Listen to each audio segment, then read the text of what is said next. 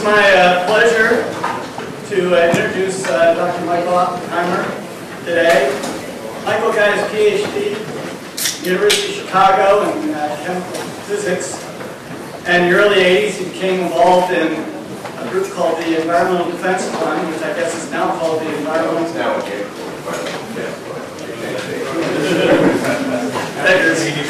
So that's actually good for me, because I was always putting fun at the end of it anyway.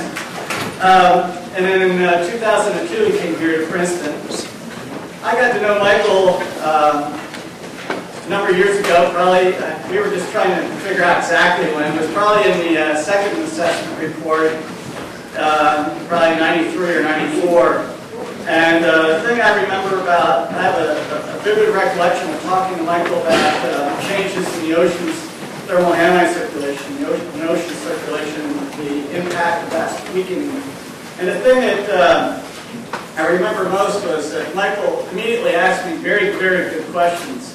And that's a terrific trait for a scientist to have, is to ask good questions. He's kept that trait ever since I've known him. Mike's a famous guy. You can turn on TV and see him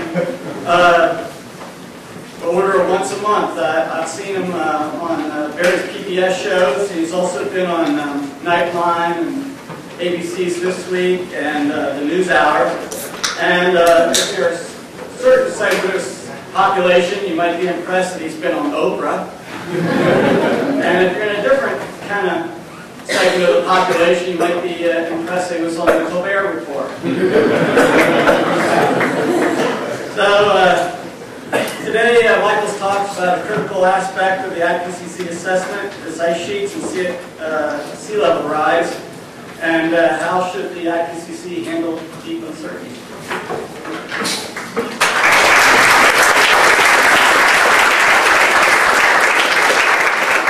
Thank you, Ron. I know Ron for a long time. We met, spent a lot of time together through decades of IPCC reports. And I want to make it clear, because I'm going to be a little critical of IPCC, that it's, in general, it's an unbelievably terrific job. And that, my time spent with IPCC has been among the most useful and valuable things I've done as a scientist. And for all of you who are interested in the process and interested later, maybe a little later in your careers, and spending some time doing something that gets into the arena of trying to make science accessible to the general public, this is one of the better things that you can get involved in. What I'm going to discuss today is ice sheets and sea level rise, how IPCC handled that issue, particularly the question of what we do when we don't know enough to make judgments, and we'd rather probably flee the room, but in fact have to deliver some judgment on what the science says. This is a problem that is endemic in the global change arena.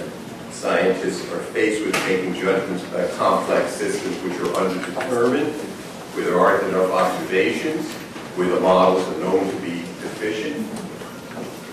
Yet, somehow, in order to live up to our responsibility, we have to be able to project the future. This is what's expected of us, as nasty a task as it is. So, and this particular part of the IPCC report, you have to remember, is only a small fraction of the whole report.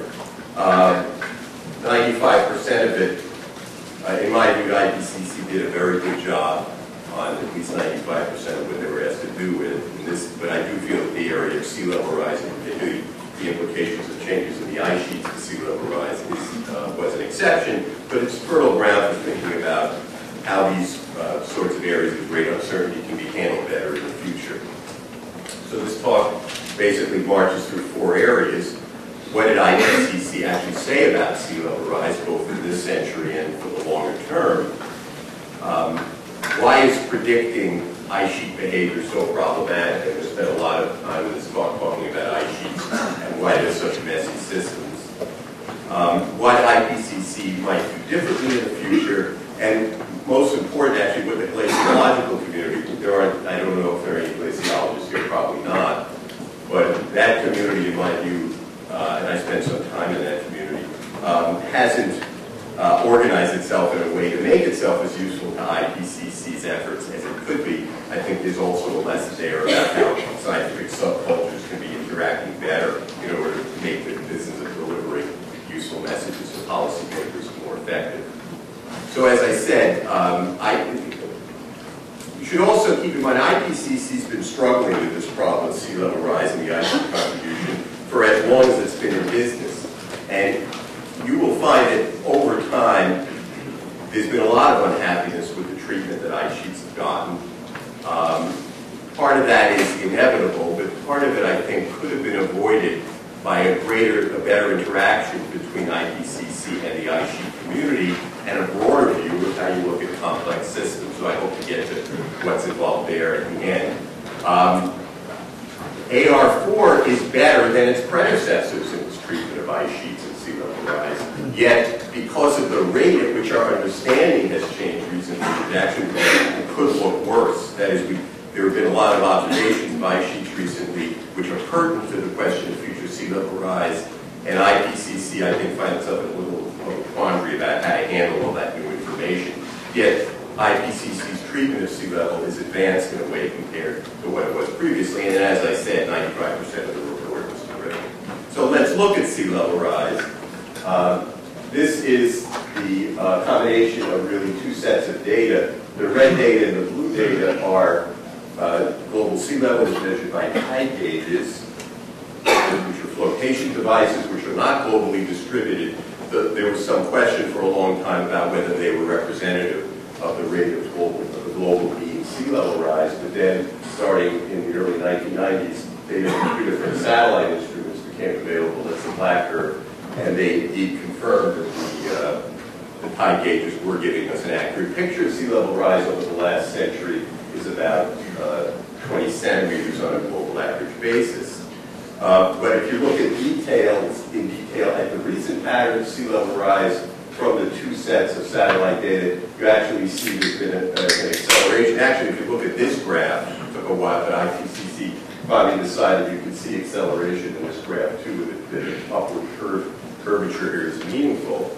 And if you look recently, since the era of satellite data began, you also see basically a gradual up curve, so that the rate of sea level rise recently is something over 3 millimeters per year, while, as I just said, the long time average is something like 2 millimeters per year. So sea level rise is accelerating. That's not inconsistent with the warming pattern that's occurred, which is causing sea level to rise for several different reasons.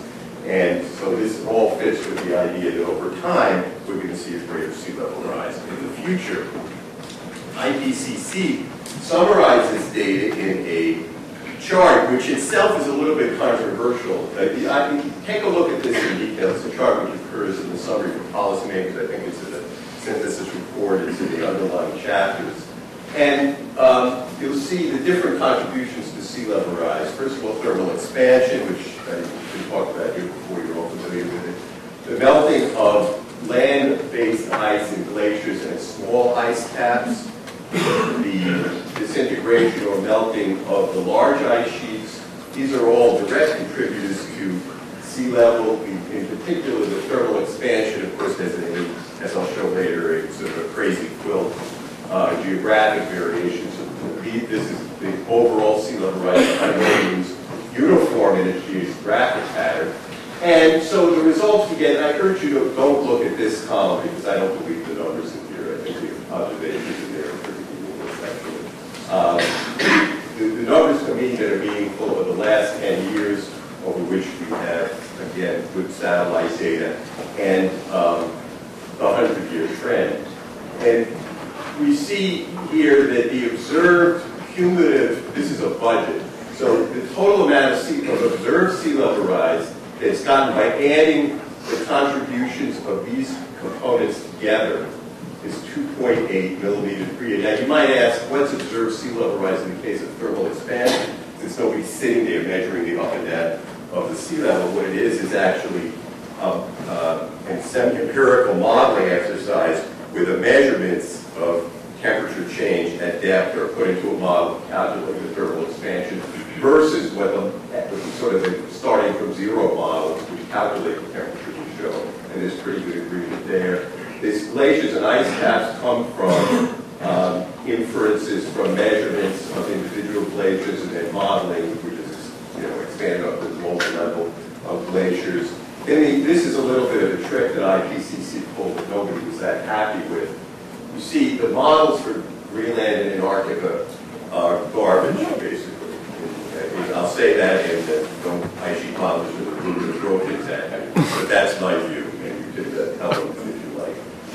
I think when I say they're garbage, I don't mean that they're not getting some things right. They are, but there's a lot they're not getting right, and so the cumulative numbers are not meeting them. So that IPCC put in the observations here, so that when you see these sum numbers of the observed versus the model, oh boy, that looks great, but it's really a phony comparison because it's the same observed numbers in both columns. So really what this measures is how do the modeling of thermal expansion in glaciers and ice caps how close, say, the models of those observations of those components come. Anyway, the aggregate sea level rise over this relative period is 3.1, so we have a budget that arguably is close to close, but again, there's a problem there because these numbers are plugged in from observations. Observations that themselves are incomplete and not comprehensive in any sense. And of course, this is only the last 10 years. So this difference, 10% difference, I wouldn't take as reading all that much. Now, you should also remember there are other contributions to sea level rise that are not accounted for here that IPCC decided to ignore for the time being. One of them is a change in the human management of water. If you build a dam, you store water on land that would have otherwise gone to the ocean. If you mine groundwater, you put water from land into the ocean. And though that, not only is there huge uncertainty about that number, but it was decided for practical purposes to ignore it this time. This is the discussion of it, but that it was probably small, didn't belong in this budget. As many of you know, there are other contributions. There's a contribution related to salinity of the ocean, which is unbalanced, small. So IPCC decided to focus on the big components here, and of course, they were enough trouble. This is an indication from the satellite observations of the regional distribution of sea level rise. As I said, there's a lot of regional variation at least over the decadal period that this represents, the recent decade, 1993 to 2003. And this is the variation of the thermal expansion component, so you can see that that's the source of the regional variation. But if you look at the global average numbers, you don't see this kind of trouble. You don't need to worry about it. If you're worried about the short-term ice sheet contribution, which seems to be the most troubling term in that budget I showed you, you really want to worry about the global mean numbers are enough in that area. So now here's where the controversy really began. IPCC then projected sea level rise, as it does project temperature increase over the century, based on the full range of SRES scenarios. And I won't go into detail because you've heard it before here. And these are the likely temperature changes with the best estimates. And here are the sea level rise numbers. And as I think Isaac pointed out in his first lecture, these estimates of sea level rise for the various scenarios were accompanied by a disclaimer. And the disclaimer says that the model-based range excludes future rapid dynamical changes in ice flow. What IPCC actually did is it made an estimate.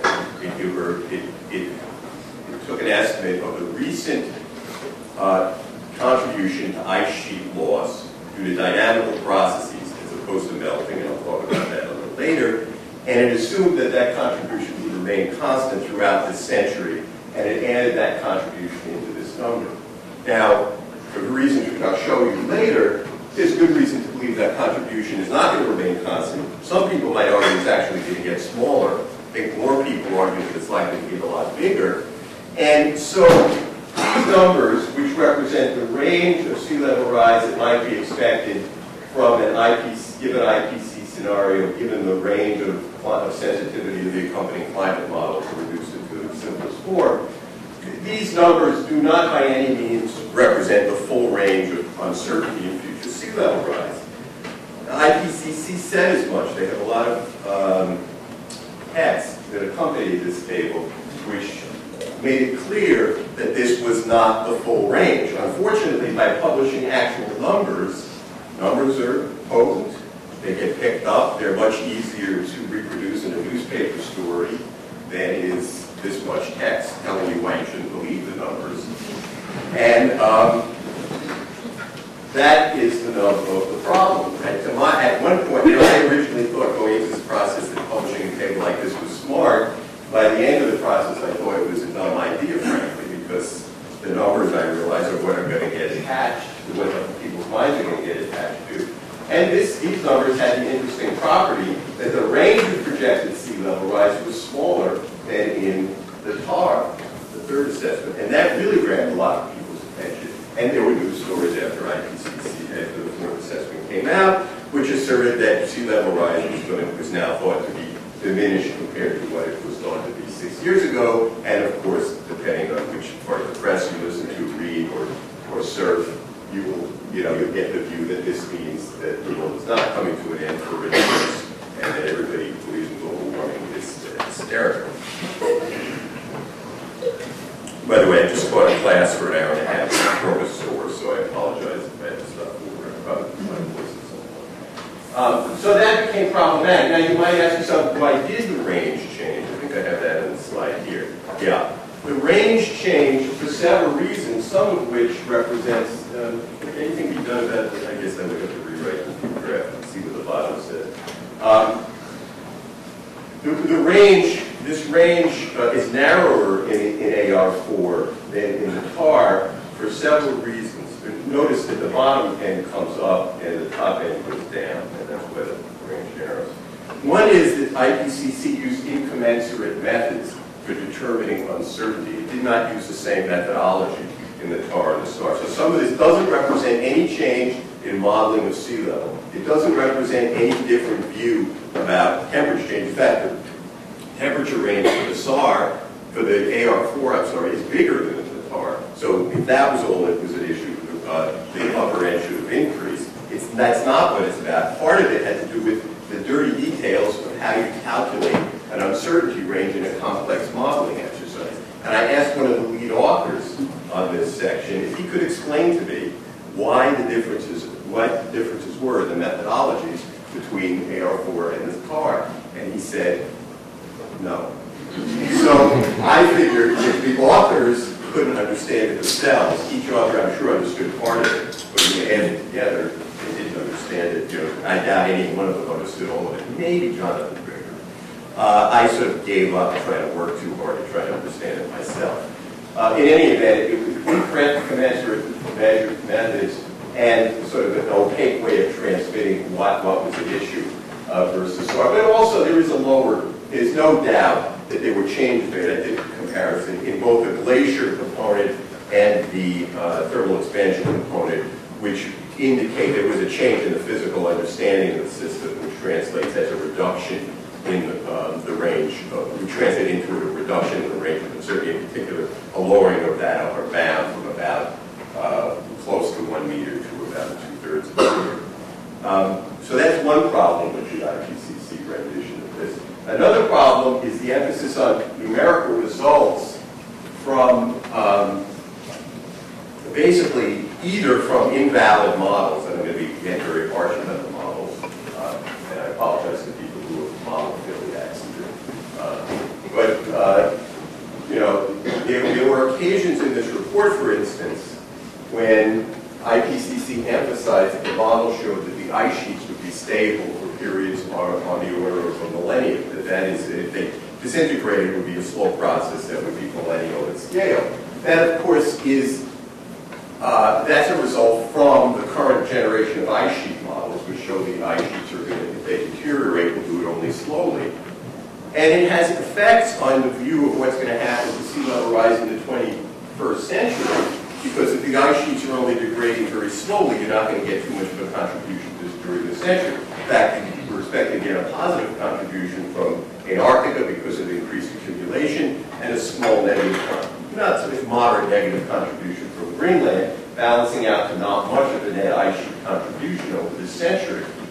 So that sense drove not only the view of long-term sea level rise, but what should be done about estimating short-term sea level rise in the IPCC report. And I think it led to a view that we don't have to think too hard that the ice sheets might make a big contribution either now or later. And I think that IPCC tripped up on that. So that it was basically a flattened, what you got were flattened estimates of sea level rise both in the short term and the long term, which did not fully include the full range of uncertainty about what ice sheets are going to do. If you got the 25 people in the world, and there may not be many more than that, who really understand ice sheets, and you ask them how much the contribution to sea level rise could be over this century or the next, and this has been done.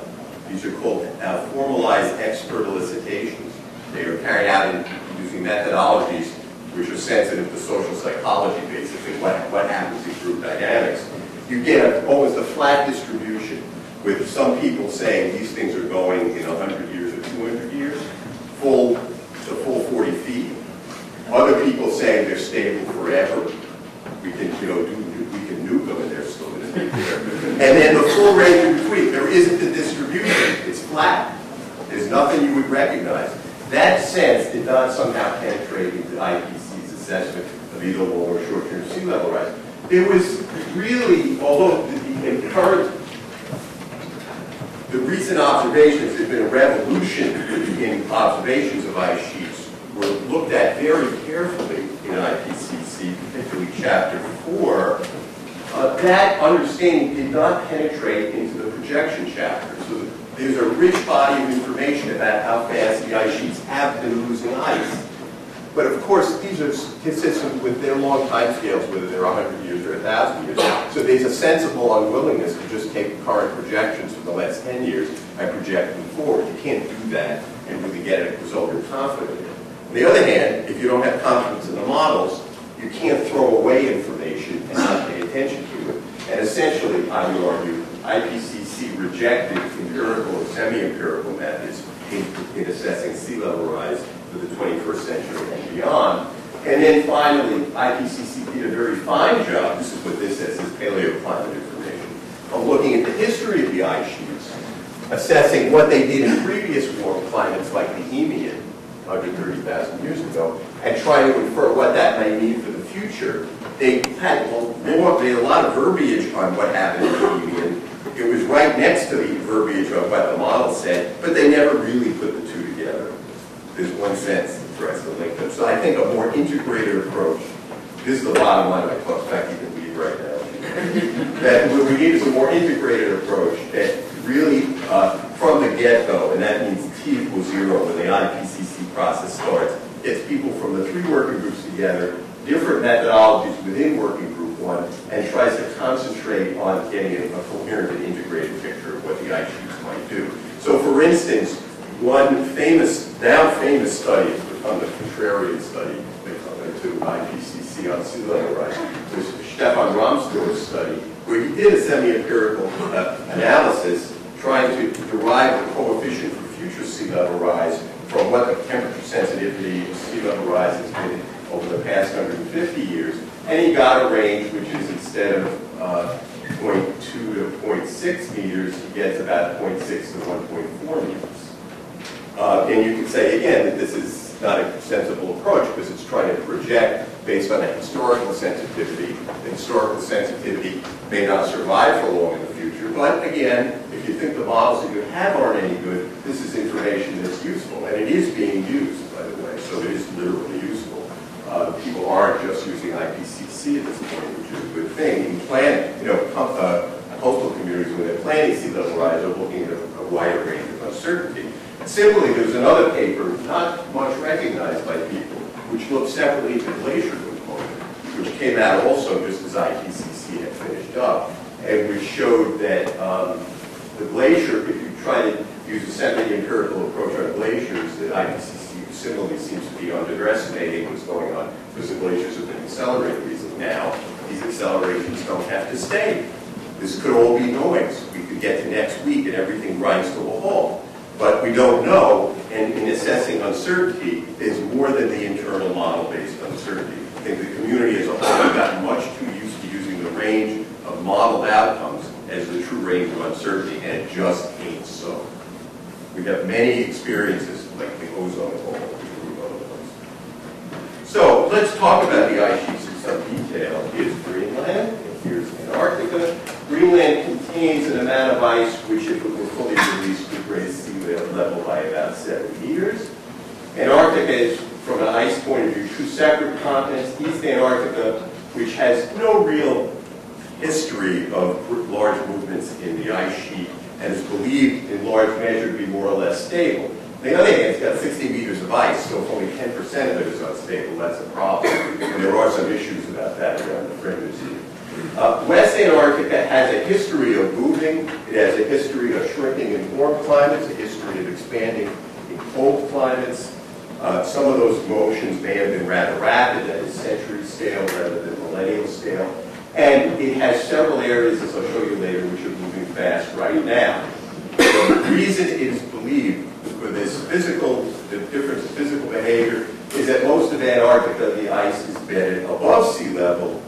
Most of East Antarctica, most of West Antarctica, the ice is bedded below sea level.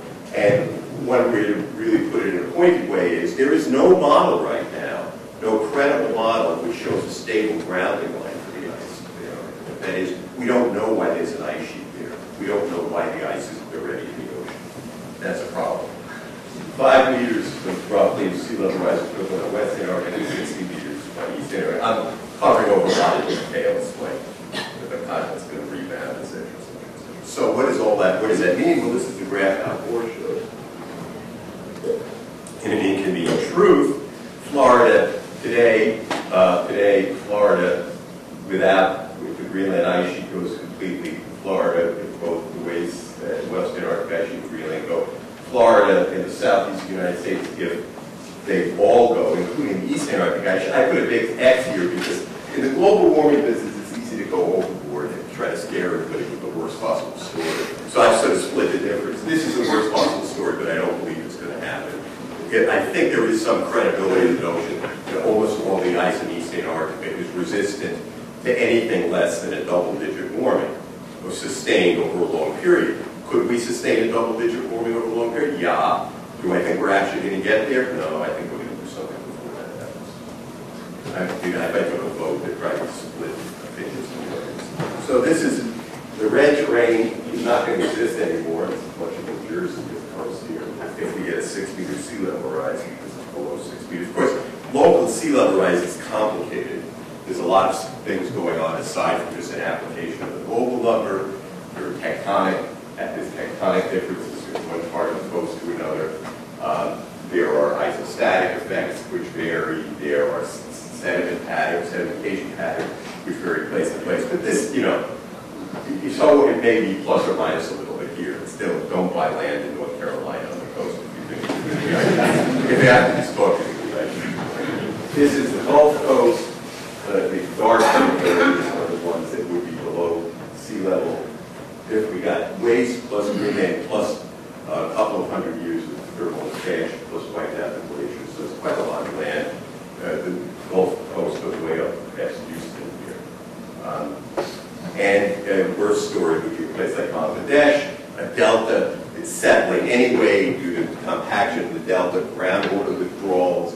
India dammed up the Ganges, so the flow is reduced, which deflates the delta to some extent. You've got disruption of the mangroves, which are leaving the coast feed away. It's a horror story. All the stuff that's going on. And this is the 1-meter sea level on the rise. And about 10 million people live down there now. And this is the 3-meter line that goes right up to the capital of Dhaka, and it's half the country, and there's 140 million people in that. So there are big stakes in getting this right. The questions that I want to march through, therefore, are how much are the ice sheets changing? What's going on now? Have the greenhouse gases got anything to do with the changes we're seeing? Why are they so difficult to model? And when might we have a model which we can credibly use to predict the sea level rise contribution from the ice sheets? And there are other ways to forecast the future of polar ice in a warming world and get a better reckoning of sea level rise. So let's first talk about what an ice sheet is. A lot of talk about ice sheets, but nobody really does anything about them. So let's do an ice sheet. If you just think about the pile up like a mountain in the middle under the weight of its own, the force of its own gravity. It pushes, the mountain pushes itself down, squeezes ice out toward the periphery. The periphery is warmer for two reasons. It's warmer because it's a lower altitude, it's the lower part of the mountain, and it's warmer because it's near the ocean. The ocean generally is warmer than the land, and so you start to lose ice at the edge. You lose it through melting, you lose it through formation of icebergs. And so there's a balance, and the balance that allows an ice sheet to exist is the balance between precipitation, accumulation in the center, and loss at the edge. Of course, geographically it's more complicated than that, but that's the basic story.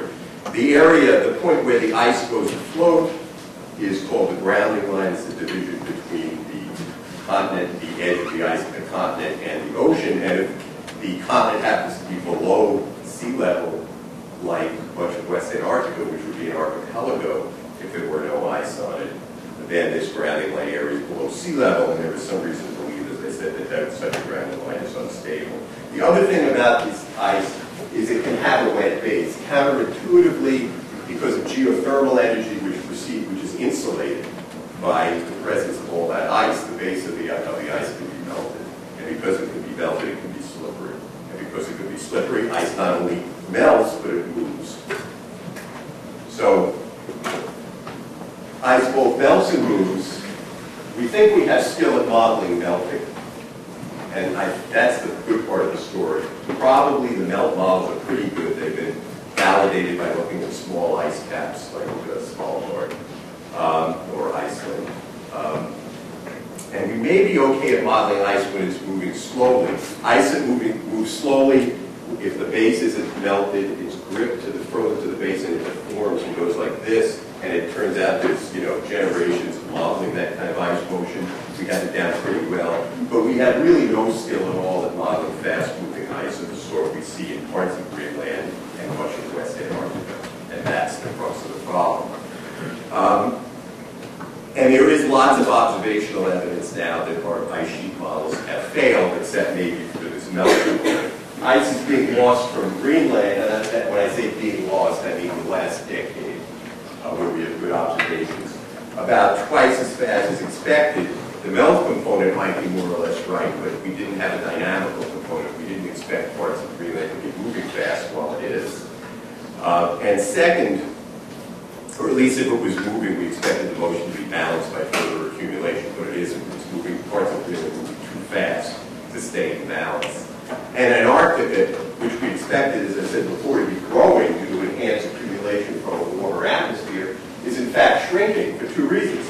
Despite the warmer atmosphere, we don't have enhanced accumulation in Antarctica. That's a problem that isn't solved. It may have to do with the fact that the models for accumulation, which basically argue that as the temperature increases, you get a higher vapor pressure above the boundary layer, you get more precipitation. Hasn't worked out well. Why? Because weather matters, storms matter, and that they probably haven't changed in a way that would support that sort of average model. And number two, parts of Antarctica have this fast-moving dynamics based on a wet, slippery base, which the model simply can't account for.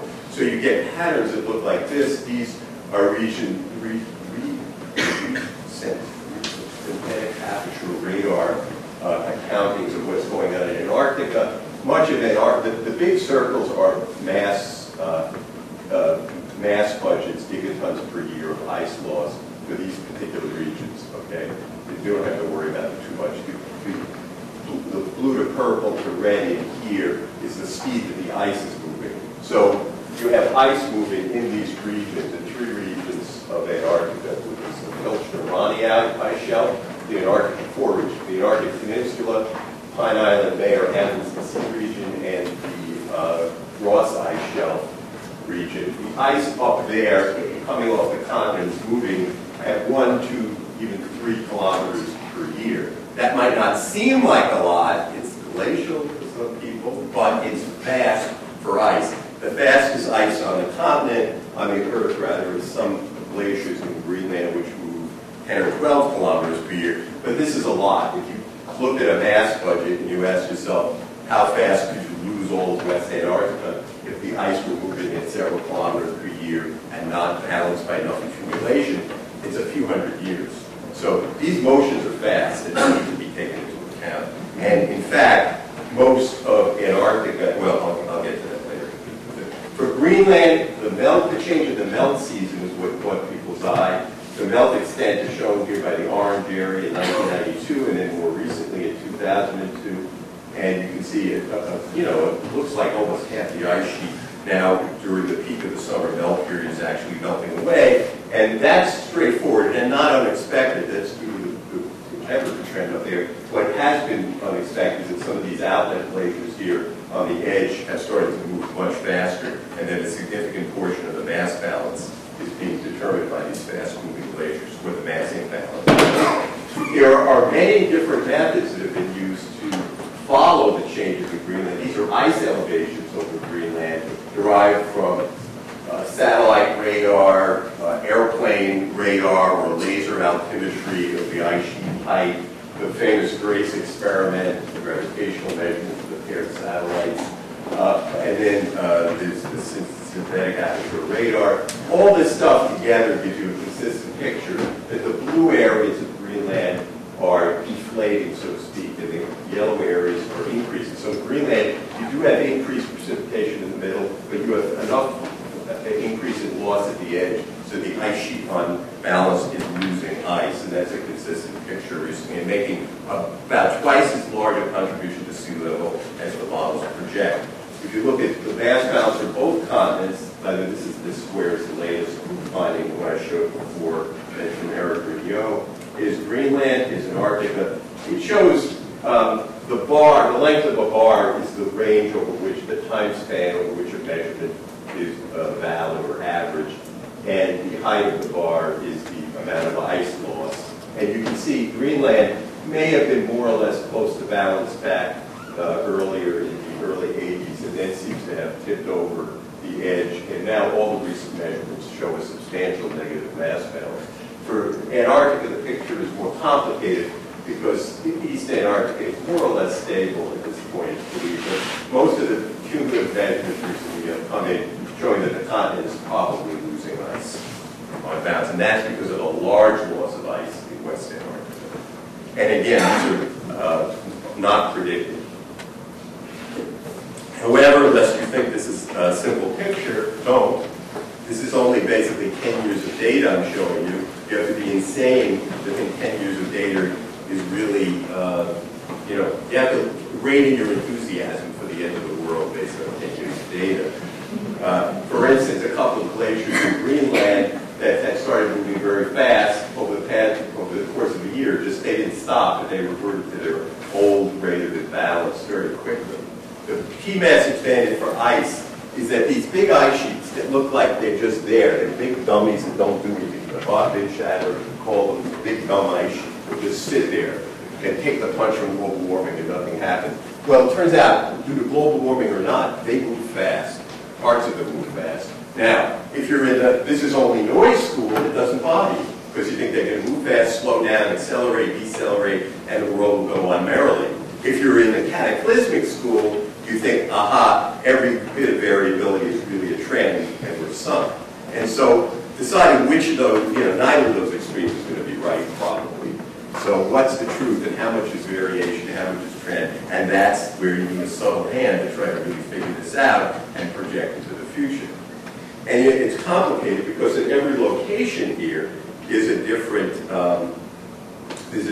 forcing. So that at this is Antarctica, obviously the blue is losing ice, and the red is arguably gaining ice. Although that glitch there may have been an artifact of the satellite, the GRACE mass balance. But there are two areas in Antarctica which are balanced with losing a lot of ice. The Antarctic Peninsula, which we'll talk about in a minute, which is where that Wilkins ice sheet, the shelf, lost a big iceberg last week, and the Pine Island Bay Amundsen Sea region. This is critically important. There are about 1.5 meters equivalent to sea level rise that are at stake in that region, and it's going at this point, and we don't know whether that going is noise or global warming driven change, which is unstoppable. We just don't know. So the problems are figuring out global warming's role is we have a short time series of observations that the revolution in methods starts with the 1990s. That's not a long time for these big slow beasts. very sparse temperature record. We're still arguing about whether Antarctica as a whole is getting warmer, cooler, or not changing. We don't know. We know the only place we know is the peninsula. We don't know. Cannot give a good average statement for the continent as a whole. A lot of the warming that seems to be affecting this region here, the Amazon Sea region, is coming from warm circumpolar deep water, which comes up under ice shelves and starts melting them away. But, you know, you can't infer anything about a trend because we don't know what the temperature of the warm circumpolar deep water was 15, 25, 35, 100 years ago. It's not like surface temperature data. We don't have data on this climatologically important factor. So the best I can make of this is that greenhouse warming is probably contributing to what's going on in Greenland. It's probably contributing to what's going on in the Antarctic Peninsula, because in both cases there's been a significant atmospheric warming recently. But what's going on in the Amazon Sea, which is where there's 1.5 meters of sea level rise equivalent to the state, I do not know, and I cannot prove that it's not just a voice. So let's go back and now talk about why these fast changes can occur. Let's talk about mechanisms. This is East Antarctica. As I said, if you took the ice sheets off Antarctica, East Antarctica would be largely above sea level, although there's some below sea level parts missing here, I noticed. West Antarctica would be an archipelago. It would be a bunch of islands. The ocean would go in there. Because of that, at previous times when there was no ice sheet, marine sediment was deposited. Marine sediment looks like clay. It's very fine particles that are very slippery. If it gets wet, you can slide on it. Imagine this floor were lined with a thin, wet layer of clay. I'd be slipping on it. I'm not an ice sheet, but ice sheets do try to move on that stuff, and they slip and slide. So what you get are these rivers of ice called ice streams. But it's not like the whole ice sheet moves in ice streams. It breaks up into weird, dynamically unpredictable patterns. And in fact, they may have some chaotic behavior to them, where you get mounds of ridges of very static ice, and then ice moving 10 to 30 times faster that looks like a river in between the static rivers. And these are the ice streams. These are areas where there's a lot of this slippery marine sediment, a wet base, and the ice can move very quickly.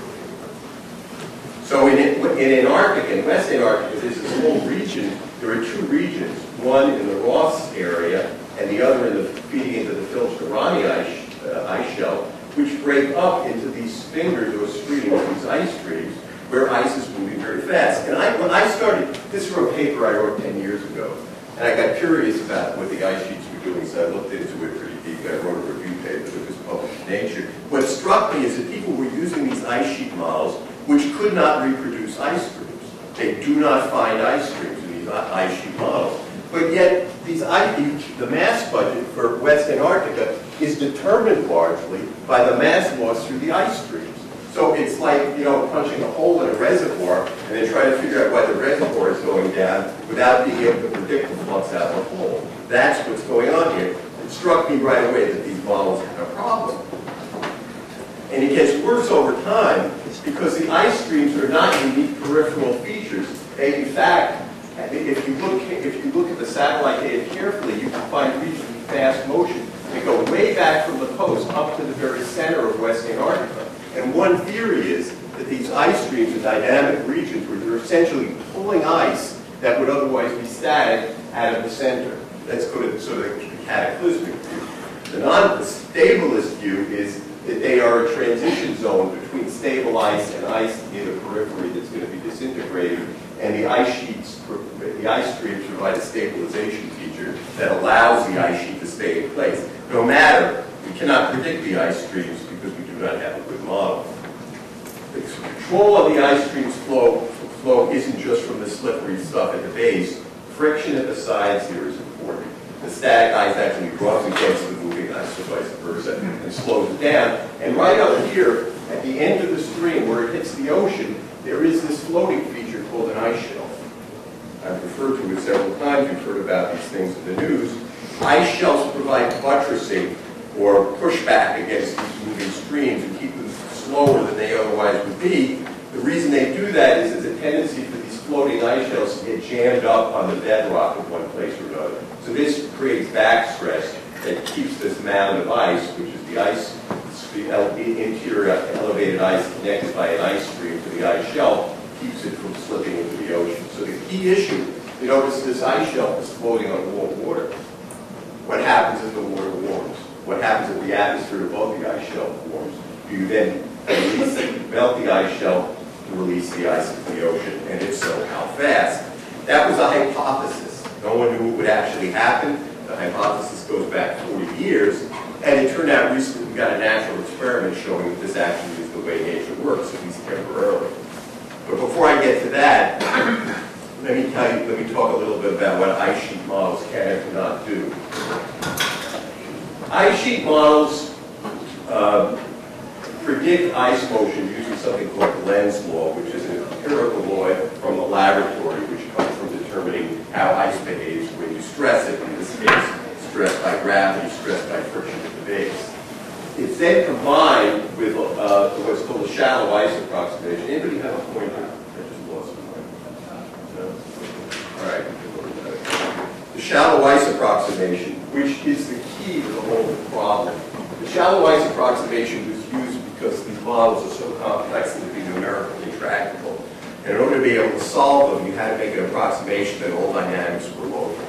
That is, that the effect of ice motion didn't propagate any further than the depths of the ice. These ice hunks are 4 kilometers deep at most.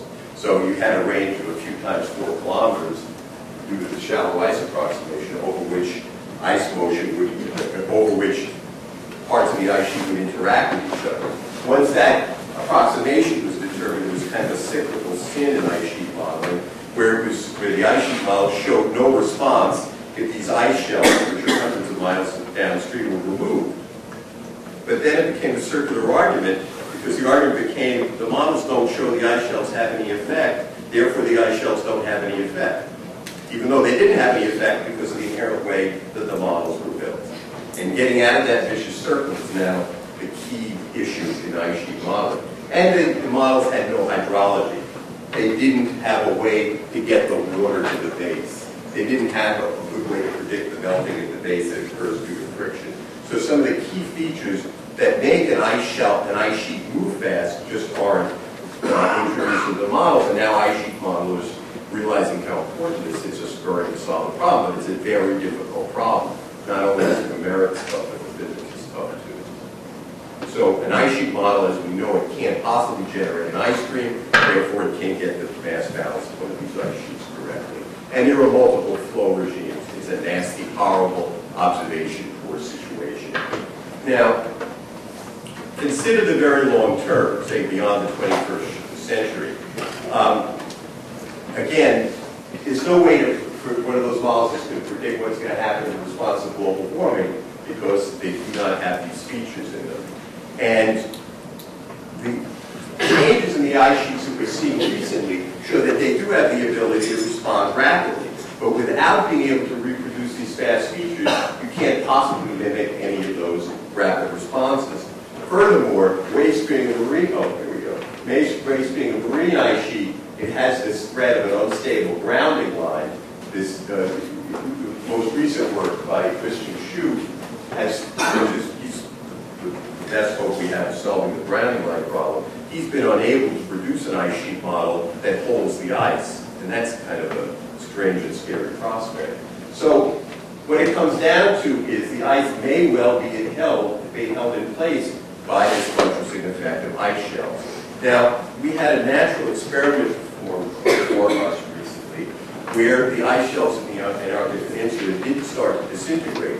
One of them, the wordy ice shelf back here, has been slowly disintegrating for 30 years. But the more spectacular events happened when the Larsen A ice shelf out here and then the Larsen B ice shelf started to crack up. Those happened almost instantaneously. Let me show you. By the way, Wilkins, the one that started breaking that, he was over there.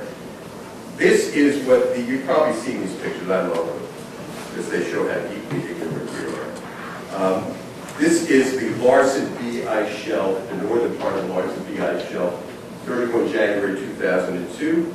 This is the same ice shelf on 5 March 2002. Look at that. It just goes from an integrated ice mass with some melt clumps on the surface to garbage. Sort of exploded. More interesting, the glaciers, the land-based glaciers in back of that ice shelf started to move. They started to move 6 or 7 of the ice shelf after it fragmented. These ones behind the part of the large ice shelf that disintegrated started to move 6 or 7 times faster than they had been moving. The wide ones, the ones that are not affected so much by friction at the sides.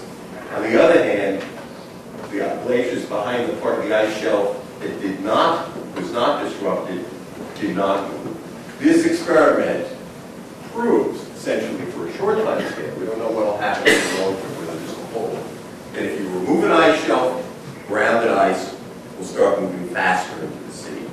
It could be it'll decelerate. It could be we could come back and give this talk 5 years from now, we'll laugh and say, that was a temporary threat, it was noise. But we don't know. Right now, it doesn't look so good for the people that said what you're saying is not a real phenomenon. It looks like it really is. And you can see it also in the Amundsen Sea region, the region where that 1.5 meters of sea level rise is at stake. You're getting the same thing happening. Here's one of those ice streams pouring into an ice shelf, and then a big chunk of the ice shelf broke off. That's a satellite photo. Same kind of dynamics happening.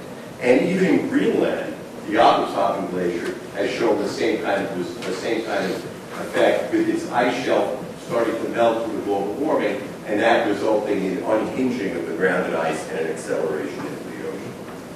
This we don't have to show. Finally, this picture has gotten around more than any other picture I've remembered recently.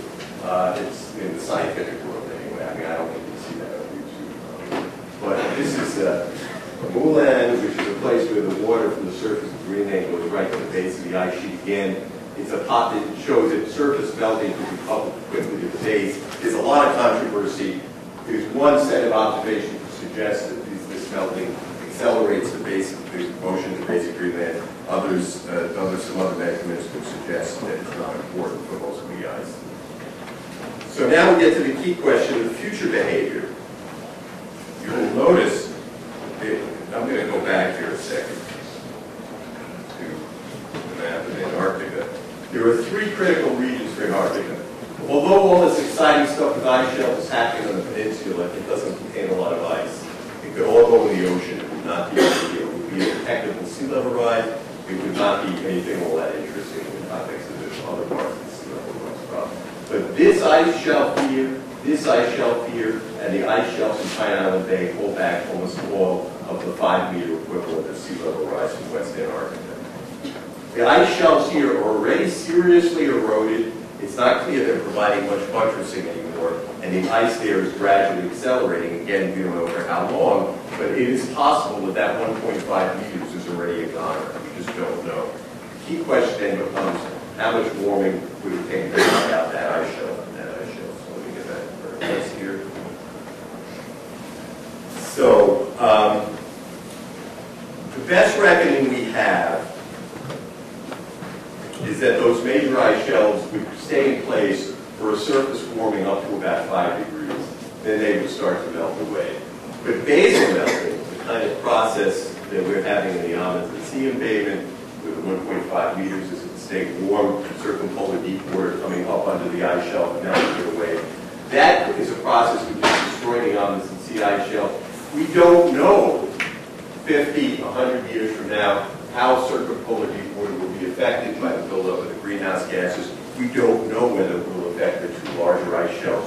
We don't know whether it will further erode the ice shelves in the Amundsen Sea area, which are already too far gone to provide much buttressing. Now, let's compare these observations with what the models actually project. And this is basically what IPCC used. The models for Greenland project that with a 1 to 4 degree warming, a relatively modest warming, straight melting would eliminate Greenland in about a millennium. 7-meter sea level rise. Whether it's 1 millennium, 2 millennia, 3 millennia, it depends on exactly how warm the world gets. The 1 to 4 range is probably more than 2 to 3 millennia range.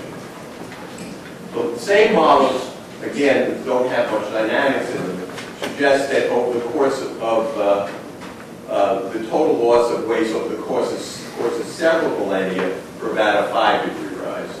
So a modest warming, we think, eliminates Greenland completely just due to melting. And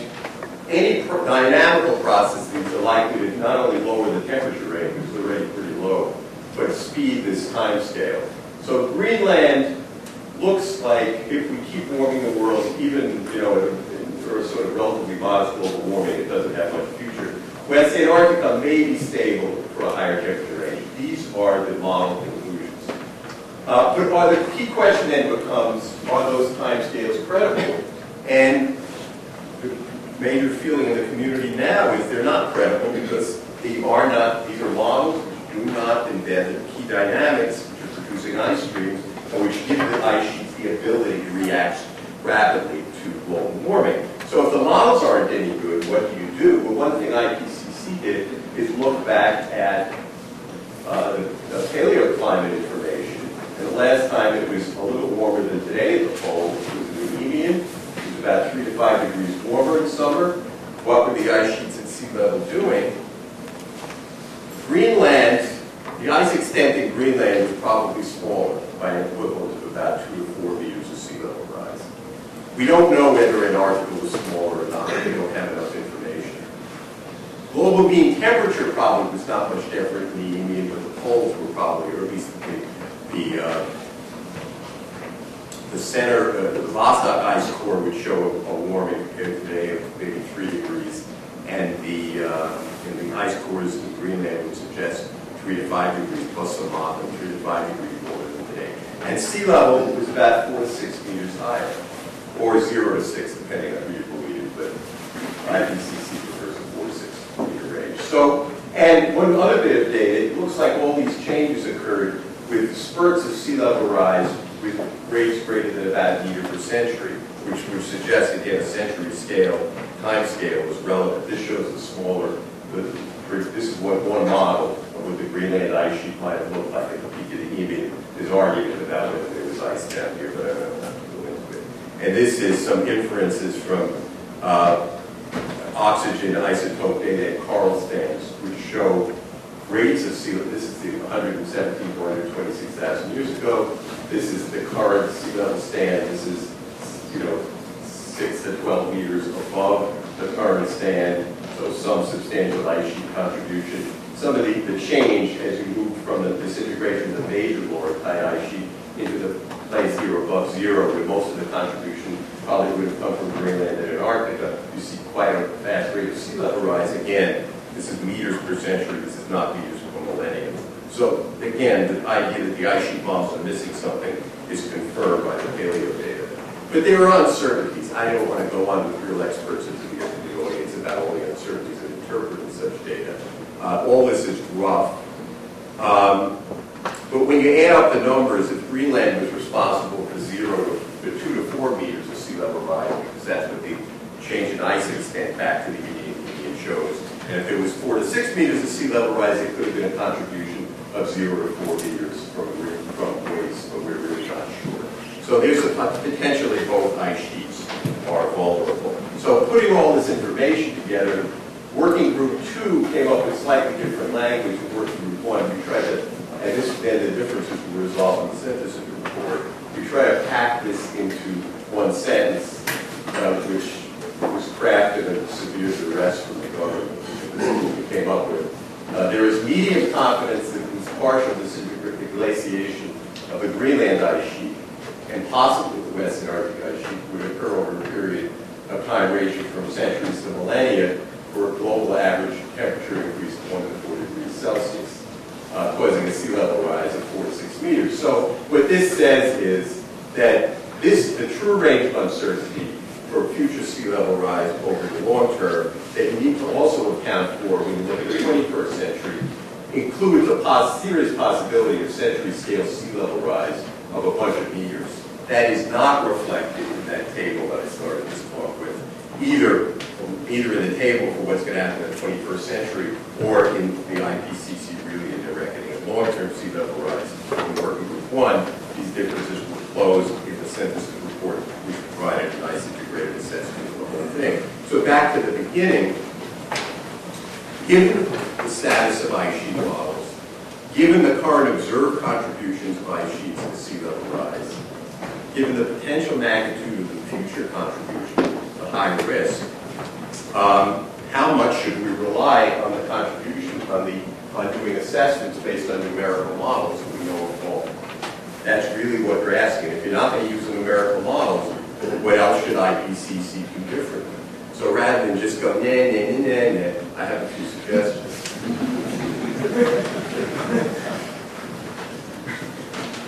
First of all, there is a tendency to love numbers. We're all scientists. Numbers are all there are. If you can't put it in a number, it doesn't exist. We have to get away from that. When you get to these complex systems, the numbers, A, are not the whole story, and the only numbers are not the numbers for models. There are other ways to get numbers. If they were anything approaching a reasonable model, it would not be wise to project past changes or try to project some potential acceleration of past changes into the future. But we have to face up to not having good ice sheet models. We have to use what we have. And one of the things we have is observational information. We have to learn better ways of playing with the current information in a vacuum where there is no good model for projection. We have to more fully integrate the paleoclimate assessment. IPCC Working Group 1 laid it all on the table. It was all there, but a shadow fell between the chapters of the working groups. Some of that was picked up later by the other working groups. It needs to be done better in an integrated fashion. We need to avoid what I call premature consensus. And that is, IPCC isn't the only game in town. It needs to look at these other ways of assessing. The whole IPCC process was invented. It was invented out of nothing, basically, out of the ozone assessments. It wasn't developed out of some careful study about how scientists talk to each other, interact, reach conclusions. And then, shockingly, IPCC's conclusions are only recently being tested against what actually happened in the real world. And we don't know, IPCC hasn't held, we have not held ourselves to the same standard of rigor about our own methodologies that we use internally in our own science. I think that has to change. There are other ways of getting elicitations out of scientists, of getting them together and getting their opinions. You have to remember that despite the 2,500 scientists, that the contrarians are right on one point. When it comes to the actual decisions about specific wording, it comes down to a handful of people that really supposedly know what they're talking about. How those decisions are made, how the people are picked to make those decisions, starting from how the governments pick the being the authors, is critical to the product you get. Over the years, the people who believed that ice sheet models were junk never got a clear say-so in IPCC, partly because IPCC needed the modelers to calculate the rest of the problem, the glacier part of the problem. They had to rely on the same people. That won't do anymore. The process has to be opened up more. And the key numerical values that are presented, if you can present anything in the table, they have to represent a combined judgment of all these methods. The day is now past when the model range should be presented as the true range of uncertainty. So structural proposals for changing IPCC to get this going would be don't assume the modeling problem for ice sheets is going to be solved, whether the assessment is 6 years from now, 10 years from now, or I would guess 20 years from now. Whether the fifth assessment is 20 years from now or less, there is still going to be problems with ice sheet models. We're going to need to be better. The working groups have to be integrated from the get-go. Working group 2 has tended to focus on looking at what these other ways of doing assessments are and bringing them in conjunction with working group 1's model-based approaches, I think is critical. We need interim workshops starting again at T=0 on this problem. IPCC has enough time to stimulate further work on the parts of the problem that might be done in 3 or 4 years, like advanced semi-empirical approaches, getting more expert elicitations done. And we need greater transparency. I think ultimately IPCC will not maintain the level of credibility it has if over time there isn't more transparency on how these actual judgments were made. I've been at all these assessments going back, starting with the second assessment, and I have a pretty good feeling to how judgments were made when I was in the room, but I have no idea how they were made in other working groups or other parts of working group 1 when I was in working group 1 or other parts of working group 2 when I wasn't in the room. Sometimes you can get it in the plenary sessions, but it's really, on some of these key points, we need to better understand what different parts of the community are doing. That's it. Thank you.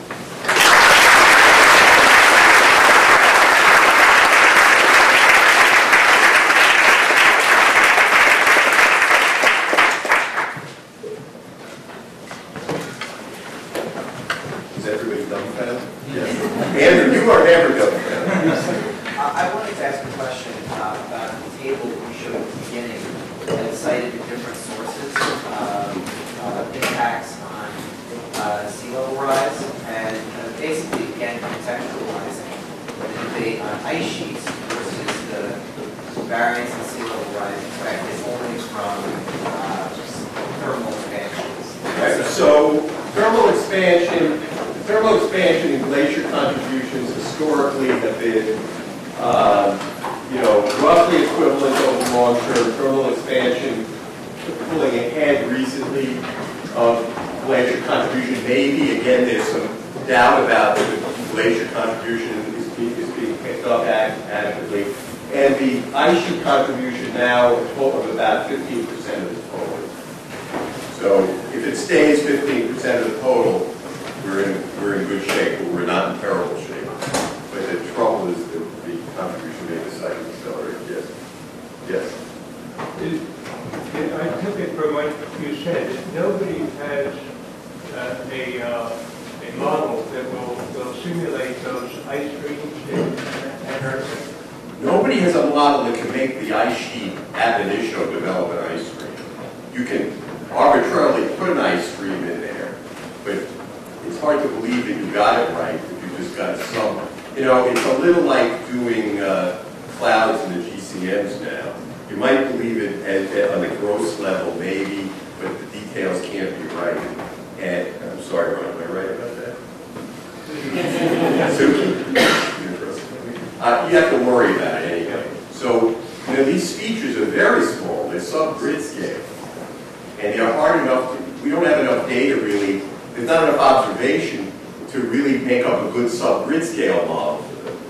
And you can't make them appear out of the ice sheet dynamics ab initio. So there's really nothing to do at this point. There's no way to get these models even in a phony, rigged up way to do what they're supposed to do. People have tried, yes? Do you have a publication where you quote from some of your numbers? Some of them are across the IPCC. Some of them are your own estimation. Yeah, there's a series of publications I did with Richard Allen, which shows some of these numbers, and then there's a publication named Sure. Yeah, why don't you email me? That's it? Yes? I'm sorry.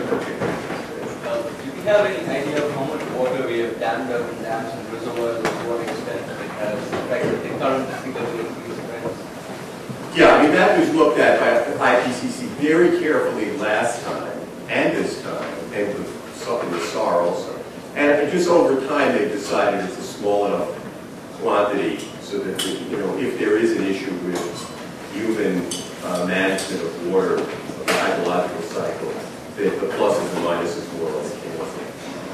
But I don't have the numbers in my head, but they're small compared. The net numbers are small compared to these net numbers. At least on this round, they are. There was a paper published just a couple of weeks ago, which made a plausible argument that of the 20 centimeters of sea level rise observed in the last century, the 2 or 3 centimeters really do come from human water management. In which case, next time, if that holds up IPCC, you'll have to bring it back into this room. There was somebody over here in this. Yeah, you pointed out ways in which IPCC could be underestimating or almost nowhere in the lab could be overestimating the theory of sea level rise. No, at the beginning I said one could easily argue, and people do argue, that the observations we're seeing now are noise. And therefore the correction that IPCC applied to the numbers in this table, which are basically that the last 10 years of sea level contribution from the ice sheets will continue at a constant rate, that may be an overestimate. No, but it's not just a number, it's also in terms of mechanisms. We account for all the mechanisms we have, and there may be other mechanisms that are accelerate the level of sea level rise. It's hard to, because it's a dynamical processes that are sort of zeroed out in the current ice sheet model. It's hard, and because the melt mechanisms are fairly straightforward comparatively, it's hard to imagine that they're underestimating it, at least that they're underestimating the ice sheet component. You have to remember, the ice sheet component is basically, over this century, projected to be net out close to zero because of accumulation in Antarctica and some loss in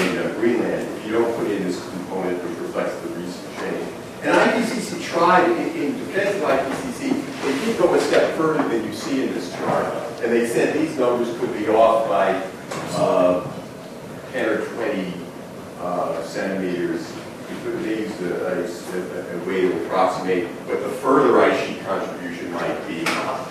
But it was sort of an arbitrary additional number, and they didn't believe in it until it was tabled. So I think given the substantial amount of melting that appears to be occurring in the summer, at least in the northern hemisphere, would you expect there to be substantial seasonal increases in sea level, or is that balanced by northern versus southern hemisphere? yeah, there are going to be. It's complicated though, because there's this steric effect related to salinity, which has a positive and negative component, freshening, dragging the negative direction. So looking at the regional sea level components is very complex. The regional and seasonal, you should look at IPCC, which will make a nice discussion of it. Can you suggest some priorities for activities that moves along the line? Yeah. Oh, this is what I meant to say, yeah. I think a lot of this problem arises from the fact that the glaciological community is, by its historical nature, small, sort of inward-looking, and I'm blaming IPCC functionaries for setting this up wrong, but it's not all there. But the glaciological community never stepped up to the bar and said, this is our stuff. We don't want you determining our numbers. Let us do it. And why? Because they're small, because they spend half their lives at the polls, which is, they're out of touch, it's bad on their personal lives. It's not. And then, the really sick part of it is that now there's been several years' worth of understanding this is a big problem. Decades of that it's a big problem. Several years now, showing how the rich new observations could provide us clues of things we wouldn't have suspected. Yet the government, our government, the U.S. government hides ice sheet modeling under abrupt change, which is ridiculous. It's got to have its ice sheets have their own component with a gradually growing, multi-tens of millions of dollar observation program, a few tens of millions of dollar modeling program, 3 or 4 modeling centers in the country, reaching out to do the smaller scale, sub-grid scale work, for instance, done at maybe at surrounding institutions. I don't know, I never designed a model structure you guys have. You can figure out better than I can. And, somebody has got to make a decision that this is an important area among many important areas. Let's have a matched up observation and modeling program. Let's get it going now, because it's going to be 15 or 20 years before we reach the end of the road. There is no end to the road, before we get very far along. And it's not being done. Maybe with the new administration, will they regard this as a priority? I don't know. Even if they regard global warming as a priority, it may not be a priority. Yes? You've given a bunch of understandable mechanisms for how ice sheets can accelerate toward the ocean. And then, on the other side, you said that it could be noise. But I'm curious about the people who are making the noise argument. Are there some specific mechanisms that they're raising that are as compelling as the... Okay, let me give you an example. The strongest argument for global warming driving a trend would be the Antarctic Peninsula. There's been a 2.5 degree warming in 50 years.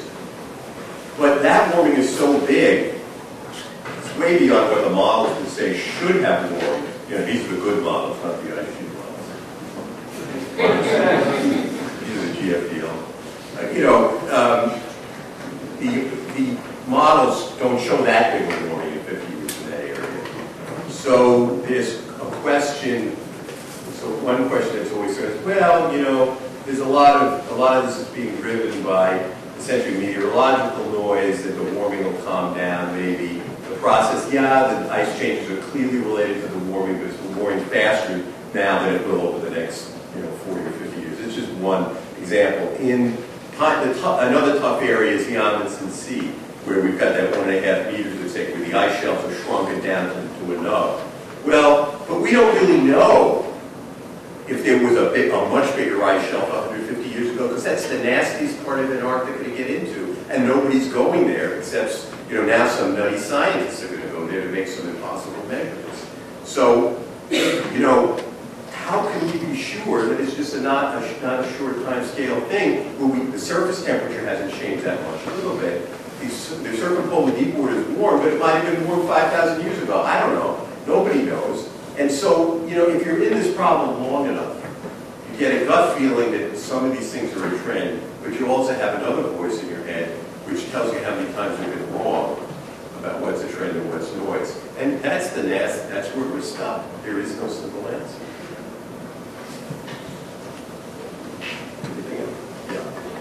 Sue. Yeah. I agree with the speculation that it could be laws, which means natural enforced by Right. and global warming is immediate disease, and that is a threat. However, we have decadal, multi-decadal, and centennial natural variability, which is related to very deep ocean.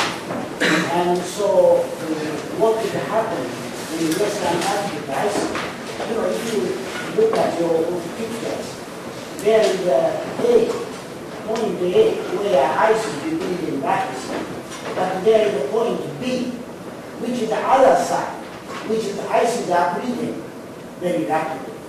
And so the chance of natural variability, attributed to natural variability, is very large in my opinion. Do you think some of this is natural variability? Natural variability. Yeah. So, you know, it's clear that some of the, you know, the temperature variations are clearly natural variability, particularly on Antarctica, where we don't even know what's going on in almost the Atlantic area. The question whether the ice motions themselves are internal, chaotic, even motions of the ice sheet that are unforced. And we don't have a good model that will tell us that for all the reasons I told you. So exactly separate, what could be a noisy situation, ice can move fast, okay. It can move fast in an unforced way probably, and it can move fast on its force. And how you're going to separate those things out, and when finally the signal does start emerging, we don't know. And if I believe in Antarctica, that except for the peninsula, there isn't enough surface warming to be driving this. But our ignorance of what the circumpolar deep water is doing, what the variability in that might be, I don't know.